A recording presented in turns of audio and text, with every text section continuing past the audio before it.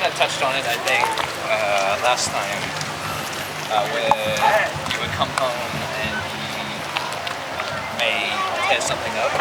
Yes. I don't know if I totally remember what the solution.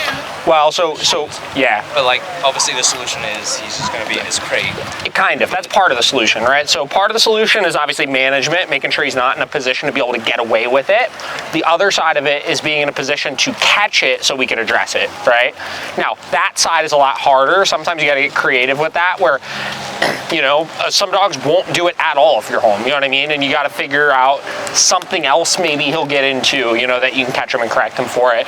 Other dogs, you can get creative and you could leave the house and pretend you're leaving and put FaceTime on or something like that, you know what I mean? And same deal, catch him going for it. But unless you've successfully created an inhibition for it by correcting for it, there's no guarantee that when you're gone, he's not going to try eventually, right? And again, I think it's, in some cases with dogs that are really, really mischievous, which doesn't sound like it's him, I think that it's unrealistic to say that for 8 hours, you're just going to completely eliminate any sort of chewing at things, right? I mean, so we've definitely been better about taking away things that he even has the opportunity to tear up. But and then we're gonna throw out. Well, yeah, that was my bad. But the front entryway rug we had, we were gonna throw out anyway. But he's been tearing that up. Yep. He unravels it. Yeah. Yep. So that is that something you're able to catch him doing? We have a camera. Okay. We have been checking just on like we've been packing, so it's hard to catch. Yeah. All the boxes that are up, I can't even see. Yeah. Because it blocks the. We could actually move the rug to where we can see it a little better with the lighting. Yeah. Because like where the camera is where our window, and then the long hallway to the door is always a little difficult to see. Sure. Yep. That could work.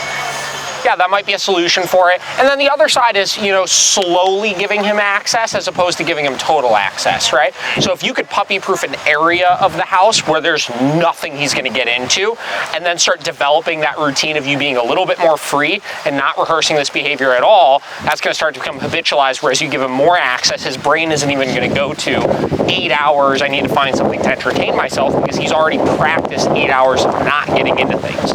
The only issue with the pen, right, is in a lot of cases the dogs realize they can start jumping on it or jumping over it, right? I usually go to, if you're going to do something like that, like a kitchen, like gate them off in a kitchen.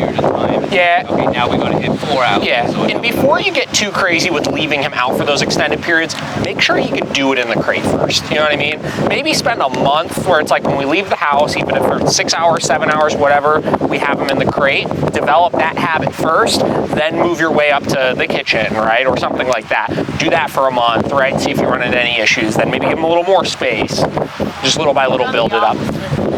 Yeah, that's all right. So you're kind of just starting from square one with it and just rebuilding that back up. And if you spend just a couple months doing that, you should be good. I think we can try with the crate. Practice leaving it like that. Yeah. We're watching